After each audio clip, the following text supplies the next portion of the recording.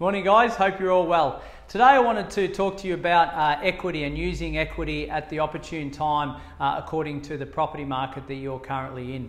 Right now, this is for the homeowner that's never invested before, or it's a savvy property investor that wants to get into new markets or continue investing. Right now, why would we get our equity out? And I'll explain in a moment with the property clock that I've got here behind me. All right, but there's three reasons that we are critical to getting our equity out of our existing property. Number one is if the market moves, right? We know that if our property is sitting at a boom, right, and the suggestions are that Newcastle, Central Coast, Sydney, and to some extent Melbourne are sitting at the top of the property market. So what does that mean for you if you've got property there?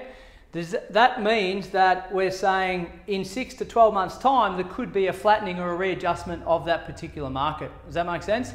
So if we don't get the equity out now, in 6 months time the property valuers and the banks and the general sentiment is a lot lower than it was, right? So we've lost that opportune time to get the equity out to potentially reinvest into a new market at an opportune time somewhere around the country, okay?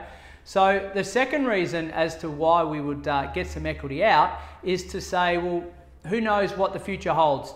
Job loss, crisis in the family, etc. There's plenty of reasons as to why we would need some surplus cash somewhere, right? So what that does is it gives us the ability to have the equity sitting there, don't have to use it, but it's there for a rainy day, and we call that a bit of a sleep at night factor. Does that make sense?